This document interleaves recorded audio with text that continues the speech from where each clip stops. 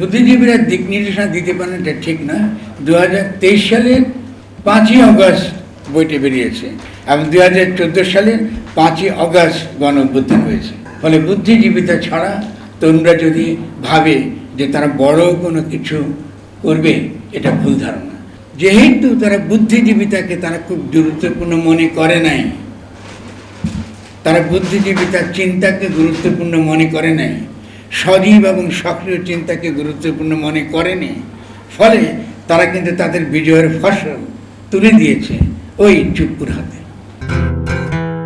আজকালকার তরুণরা তাদের এই নিজেদের দেশে শিক্ষা টিক্ষা দরকার নেই, তাদের ঐতিহ্য দরকার নেই, তাদের ধর্মটর্ম কিছু দরকার নেই। ওই বিল গেটস থেকে আরম্ভ করে বড় বড় কোম্পানিগুলো যেভাবে তাদেরকে টেকনোলজি শেখায়, এই কম্পিউটারের সামনে বসে ওরা ওদের কী চাওয়া পাওয়া এটা তারা বুঝে যায় এবং ওটা তারা ক্লিয়ার বুঝে এবং তারা রাস্তায় নামে, তারা সমাজকে তারা বলতে দেয়।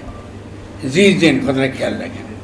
এই জিজেন কথাটা কিন্তু ইজিপ্টে মনে আছে না আপনার, তাদের যে বিপ্লব আরব স্প্রিং, এই সময় কিন্তু এটা ব্যবহার শুরু হয়েছে। ওটা কিন্তু এক ধরনের সোকল ডিজিটাল বিপ্লব ছিল। আমাদের এখানে একটা ডিজিটাল বিপ্লব জিজেন মার্কা হয়েছিল, সেটা ছিল ওই যখন শাহবাগে আন্দোলনটা হয়েছে। ফলে শব্দ ব্যবহার এবং পাশ্চাত্য থেকে আমি কী গ্রহণ করব এবং কী গ্রহণ করব না, এটা খুবই গুরুত্বপূর্ণ। ফলে তরুণদের আমি খুব কাতরভাবে বিনয়ের সঙ্গে বলবো যে একটু সতর্ক থাকতে হবে শব্দ ব্যবহারের জন্য। আচ্ছা, আমার একটা ছোটো ভাই একটু আগে বলে গেছি, খুব সুন্দর কথা সে বলেছে এবং ভালো লেগেছে আমার, যে আমার এক বন্ধুর সঙ্গে, আমার বন্ধুর সম্পর্কে, আমার অত্যন্ত ঘনিষ্ঠ বন্ধুর উদ্ধৃতি দিয়ে সে কথা বলেছে যে বুদ্ধিজীবীরা যদি তাদের কথা শুনলে বা তারা আসলে সমাজকে বদলায় নেই, বদলেছে তরুণরা বা কিছুটা অনেকটা এরকম বলেছে। আমি মূল উদ্ধৃতিটা বলি। তার মূল উদ্ধৃতিটা ছিল এরকম যে বুদ্ধিজীবীদের কথা শুনলে বাংলাদেশ স্বাধীন হতো না, এটা বলেছে। কিন্তু আরেকটা কথা বলেছে, ওটা কিন্তু তরুণদের মনে রাখতে হবে, বুদ্ধিজীবিতা ছাড়া কোনো বড় ঘটনা কিংবা বাংলাদেশকে নতুনভাবে গঠন করতে পারবো না, এই বুদ্ধিজীবিতা। ওকে, 2 নম্বর সে আরেকটা কথা বলেছে। আমি কেন বলছি, তরুণ এবং আমি তো ভালোবাসি, সুন্দর করে বলেছে, ভালোবাসা থেকে বলছি। এটাও সত্যি কথা নয় যে বাংলাদেশের বুদ্ধিজীবীরা বাংলাদেশের গণ অভ্যুত্থান হচ্ছে এটা তারা জানতো না, ভুল কথা। 2023 সালে আমি এবং তুষার এখানে হাজির হয়েছি। 2023 সালে আমাদের একটা বই বেরিয়েছে, সে বলতে পারে এটা আমাদের যৌথ প্রযোজনা। আমি লিখেছি, তুষার আমার সঙ্গে কথা বলেছে, আমাদের বন্ধুরা, আমার নিজেরা পড়ার সঙ্গে কথা বলেছি। আমাদের একটা বই ছিল, বইটির নাম ছিল গণ অভ্যুত্থান ও গঠন। 2023 সালের 5ই অগস্টে এটা প্রকাশিত হয়েছে। ফলে বাংলাদেশের তরুণদের বিশাল একটা অংশ সেই বই দ্বারা প্রভাবিত হয়েছে, সেই বই তারা পড়েছে এবং অনেক দিক নির্দেশনা পেয়েছে। ঠিক আছে, ফলে বুদ্ধিজীবীরা দিক নির্দেশনা দিতে পারেন এটা ঠিক না। 2023 সালের 5ই অগস্ট বইটি বেরিয়েছে এবং 2014 সালের 5ই অগস্ট গণ অভ্যুত্থান হয়েছে। ফলে বুদ্ধিজীবিতা ছাড়া তরুণরা যদি ভাবে যে তারা বড় কোনো কিছু করবে, এটা ভুল ধারণা। বাংলাদেশে আসলে গণ অভ্যুত্থানের জন্যে এই সমাজ বহুদিন ধরে তৈরি ছিল এবং এইটার নেতৃত্ব শ্রমিকরাও নিতে পারত, কৃষকরা হতে পারত। বারুদ কিন্তু জমা ছিল, বারুদটা কিন্তু জমা ছিল, ম্যাচের কাঠি জ্বালানোর লোক ছিল না। ফলে তরুণরা ম্যাচের কাঠিটা জ্বালিয়েছে, এই ব্যাপারে কোনো সন্দেহ নেই।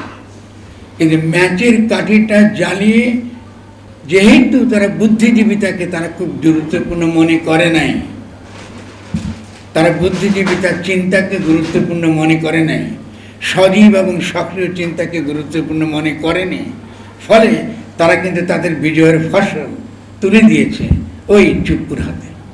এটা কিন্তু বুঝতে হবে। তরুণরা কাজটা শুরু করেছে, জনগণ তাদের ডাকে সাড়া দিয়ে তারা তৈরি ছিল, তারা জীবন দিয়েছে। কিন্তু তরুণরা আজকে তাদেরকে জবাবদিহি করতে হবে যে এই গণ অভ্যুত্থানটা কেন আজকে চলে গেল, কেন আজকে চলে গেল এমন একটা শক্তির কাছে যারা জনগণ থেকে বিচ্ছিন্ন। আজকে আমরা এখানে কথা বলছি, আজকে তো তাদের উচিত ছিল এখানে কথা বলা, নাকি? যদি আমরা জনগণকে অংশগ্রহণ করাতে চাই, জনগণকে আগামী দিনের নতুন রাষ্ট্র গঠন করবার ক্ষেত্রে তাই যে তারা ভূমিকা রাখুক, তাহলে এটাকে বলে এই যে জন আকাঙ্ক্ষার ভিত্তিতে নতুনভাবে গঠন।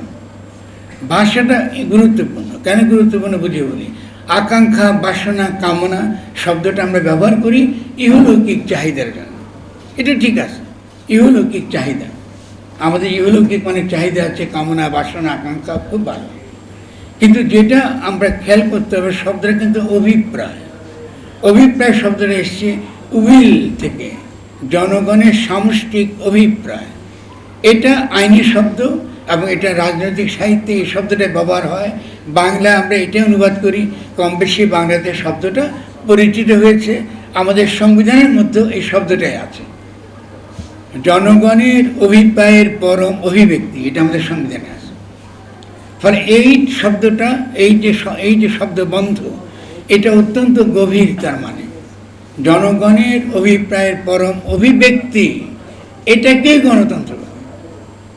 এটাকে কিন্তু গণতন্ত্র বলে। আমরা সমাজে দেখেন, যেহেতু চিন্তার কথাটা বলেছি, সজীব এবং সক্রিয় চিন্তা আমরা করি না।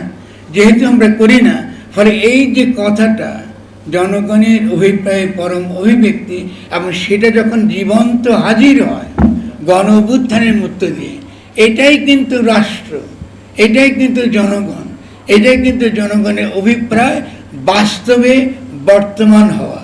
এই অভিপ্রায়কে বাস্তবায়িত করেছে কারা? সাঈদ কি মুগ্ধ কি, যাদের কথা বলেছেন, প্রায় 1000 মানুষ জানা অজানা শহীদ জীবন দিয়েছেন। অনেকে পঙ্গু হয়ে কাতরাচ্ছেন, অনেকে এখনো পর্যন্ত চিকিৎসা পাচ্ছেন না, অনেকে হয়তো আমরা চিনিও না।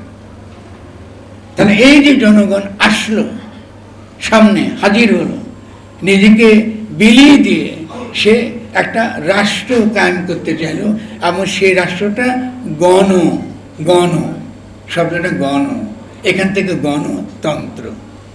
ঠিক আছে, এটা খুব গুরুত্বপূর্ণ বুঝতে পারা যে আমাদের সমাজে এখনো পর্যন্ত গণতন্ত্র বলতে আমরা নির্বাচন করি, বুঝি কিনা বলেন?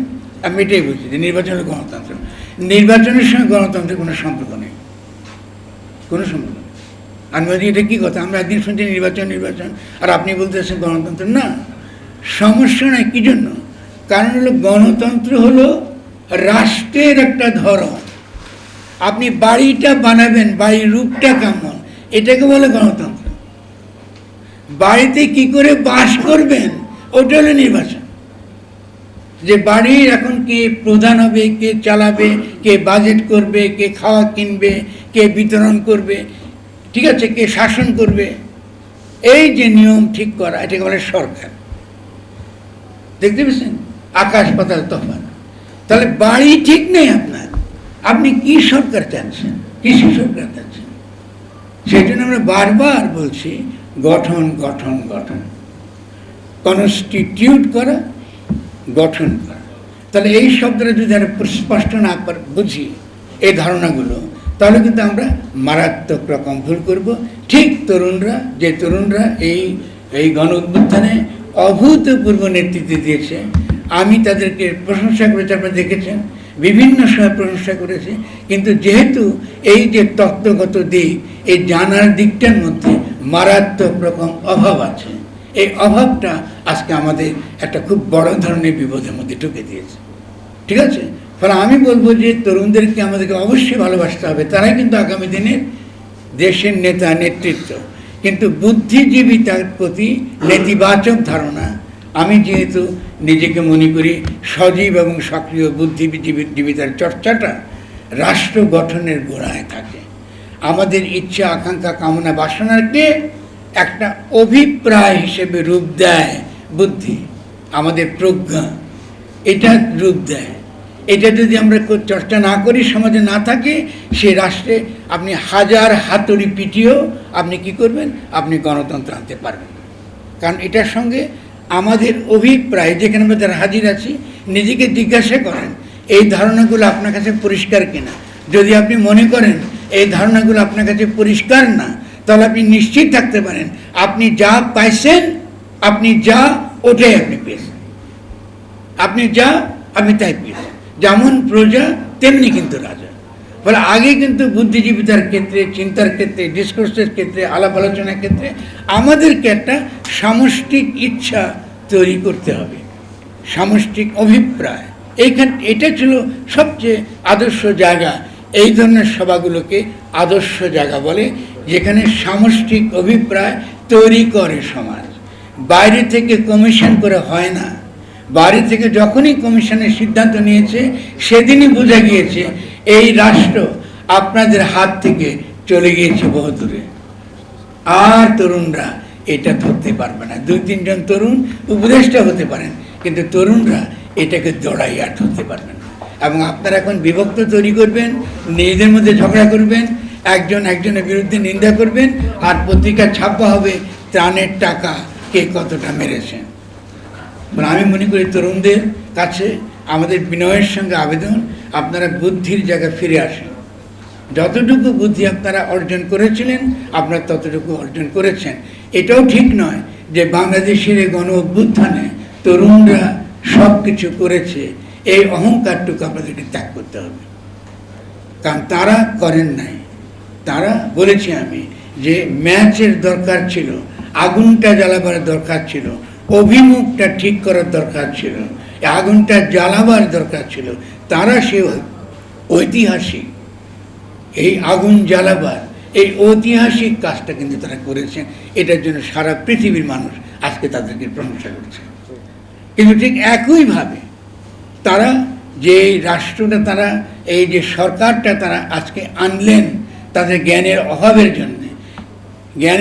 জন্য অন্য কোনো রাজনৈতিক কারণ থাকতে পারে, সেটা আমার কাছে বিবেচ্য নয়। আমি বুদ্ধিজীবীদের দিক থেকে বলছি, যদি হয়ে থাকে তাহলে এটা আপনাদের চিন্তার দুর্বলতা। কারণ আপনারা বুঝতে পারেন না যে গণ অভ্যুত্থানকে কখনোই পুরানা সংবিধানের ভেতরে ঢোকানো যায় না। আইনে পড়বেন, আপনি রাজনৈতিক সাহিত্যে যাবেন, বড় বড় বিভিন্ন দার্শনিকদের লেখা পড়বেন, তারা শুনলে অবাক হয়ে যাবে, গালে হাত দিয়ে বসে থাকবে, এই পোলাগুলো করলো কি, এই ছেলেরা করলো কি, তাদের হাতে যে সোনার হীরার খণ্ড, এটা তারা নিজেরা ফেলে দিল তার হাত থেকে।